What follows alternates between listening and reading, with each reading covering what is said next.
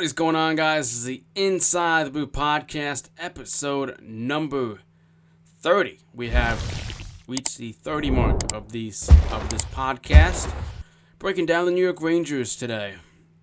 And we talk about the free agency and kind of just breaking down this season as well.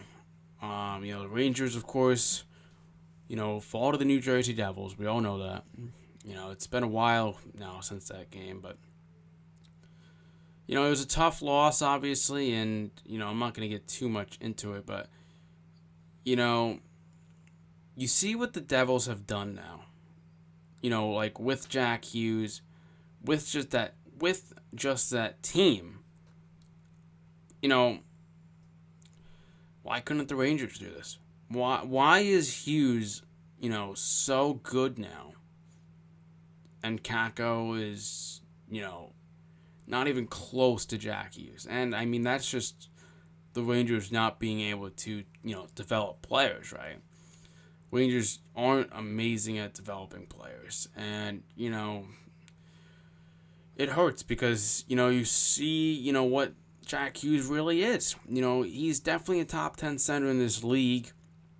You can maybe argue he's, in that conversation for, top 5, maybe. But he's top 10 regardless at his position. Kakko is not top 10 at his position, or even like top 20, I feel like. He's got a while to go, I feel like.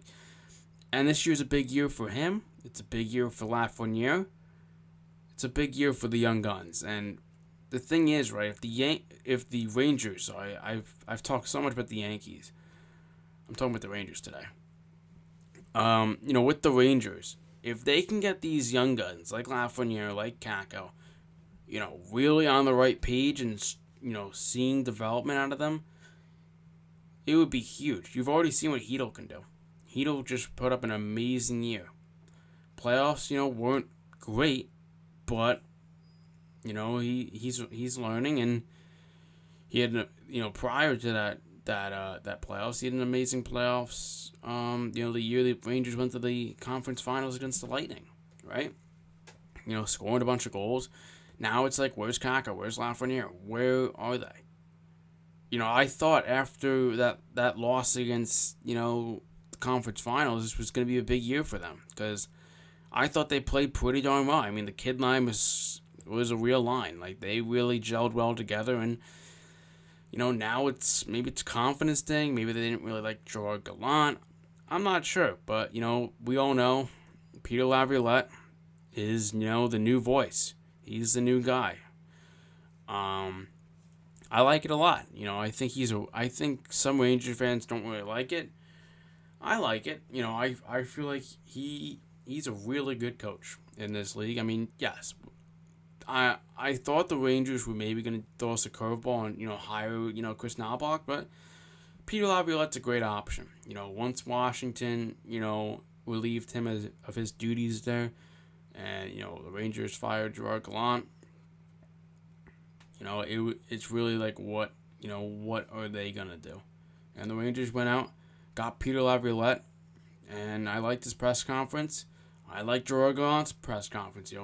They said they were going to play the kids. Gerard Gallant said, these guys can't be on the fourth line. What did Gerard Gallant do? He put him on the fourth line sometimes. Sometimes Lafreniere was playing with, Barclay Goodrow and, like, some other fourth liner sometimes. Kakko was playing with Goodrow sometimes. And listen, this is no shot to Goodrow at all. I love Goody. But Kakko needs to be playing with the best of the best. He needs to be playing with Zibanejad or Panarin. Or Kreider. I think Kreider and Kakko... I think the Zibanejad-Kreider-Kakko line was a great line, and it shouldn't have been... I guess... I think they shouldn't have got rid of it. I guess that's the easiest way to put it. Because they were a good line. Statistically, they were... good with, like, expected goals and stuff. They were scoring with that line. But, things change. Coaches see it differently than, obviously, me. I'm just a dude behind the mic. But, let's get into free agency now. Chris Drury, of course, went out. and got some players in free agency. Couldn't really spend much with the cap, with what the cap was. Didn't have much to spend with, He got Keandre Miller back with just a 2-year deal, $3.9 million, so per year.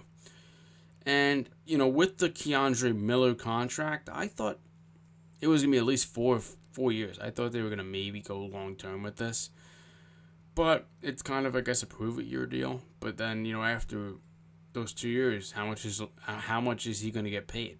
$6 million, or is it gonna be like a $5.5 million? I don't know. But still, I love that Key's back. Now you gotta get Lafreniere back with the money you have left. It's around roughly $3 million. But we get into the free agency signings now, and the first one we're gonna talk about is Blake Wheeler, the main one, probably the biggest of the signings out of the free agency, players they got, and he's a good player. Blake Wheeler, when the Jets released him, I was a little shocked, but the Rangers take a shot on him. Only 800K, I think it is. Yeah, 800K. That is literally like minimum league deal, which is perfectly fine. Blake Wheeler's a good player. 55 points in 72 games last year. His 2018 season, 2017, 91 points. That's his career high. I don't think he'll get that with the Rangers. I think he'll be, a 45, 55 point guy, maybe 60. The Jets actually used him a bit on the faceoff dot, and he won 54 around. I guess you could say 55% of his faceoffs. It's 54.5, but rounded up to 55. So he wins faceoffs. So if the Rangers need a faceoff dude, maybe plug in Blake Wheeler. Rangers can always use a guy to take faceoffs because the Rangers aren't a great faceoff team. I keep bringing up this stat. They haven't been a 50% faceoff team since 2008. They're always in like that 46-ish range. We all know, the teams that win faceoffs, and sometimes that's why, you need players that can win faceoffs, right? They got Vincent Trocheck. He was good on faceoffs. Hito struggles on faceoffs. Zibanejad is, he's in and out. He's, 49%, sometimes 50 in games. But they need guys that can win faceoffs, especially for the power play. There should be no reason why you're losing a faceoff on the power play. I thought the power play looked pretty good this year. They scored when they needed to score, and they lost games because they couldn't score on the power play. But with Wheeler on the power play, that's a big addition. This guy can still score at his age on the right side. It'll be interesting how they make the two power plays. It's probably going to be two really good power plays. Obviously, they're not going to have Kane back. They're not going to have Tarasenko back. So they plug in Blake Wheeler. Obviously you have Fox, Panarin, Zibanejad. Those are probably your three locks. And then it's, I guess you could throw Kreider and Wheeler. That could be your 5. Then your other one is, hopefully they throw in Kakko and Laugh and Trocheck. That could be your 3. Trouba, Miller, maybe. I don't know. It depends because there's also no Hito on that line. It'll be interesting, but they'll have 2 really good units. It's not how you keep the first power play on for a minute 30 and final 30 seconds. They're retrieving the puck in their own end, and then they're starting a power play, right? So you have 2 really good units, which is good. And just hearing Kreider and Wheeler, if it's on the same line, that's scary because both of those guys are really good net front presence, and I don't know if they'll have both of them on the same line because, they both screen the goalie really well. So it'll be interesting, how they play that out. But regardless, he's a really good player. And, we get into the kids now. Obviously, you need a jump in Kakko and Laf's game. Those are two players that you just need really good seasons out of. I'm not saying 82 points, averaging a point per game. They just need more than what they've had. If they can get 50 at least, come on, 50 points at least. I'd hope for 60, but depends where Laviolette, plays them. I'm hoping both are in the top 6.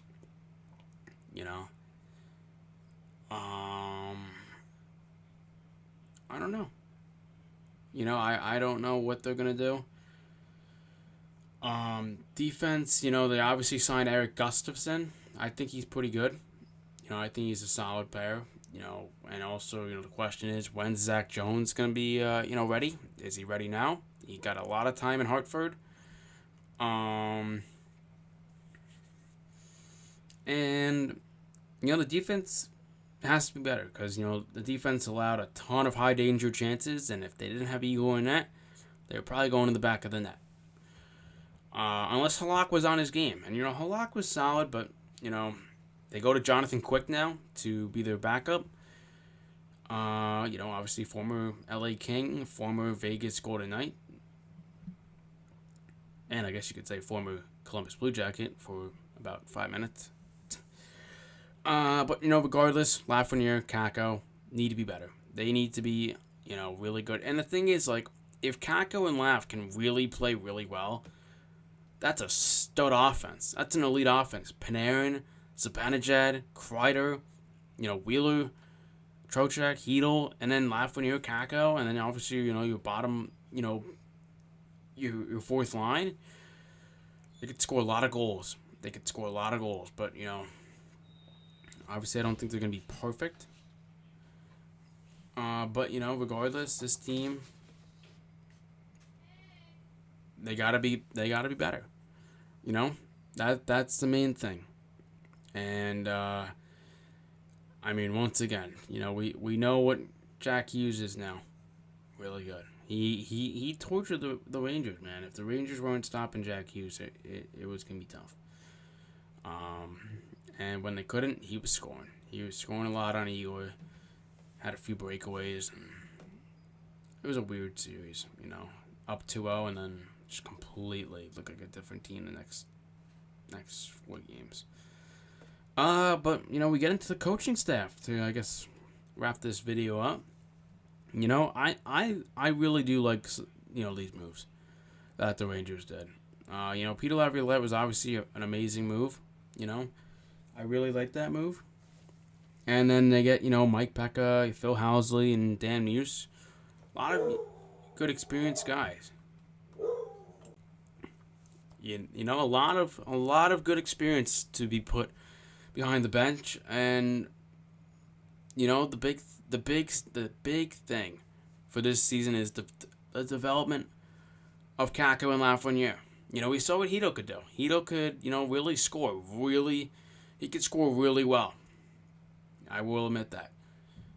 Now it's like what is there for Kakko and Laf? Is this the year?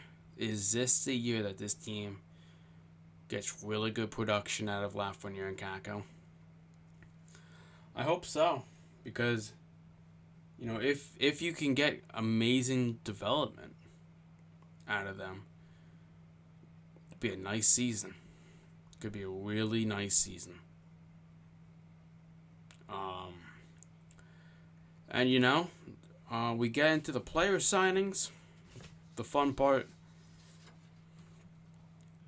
So we obviously have talked about Blake Wheeler, Jonathan Quick, of course, going to be the backup. Nick Bonino, 1 year, $800K.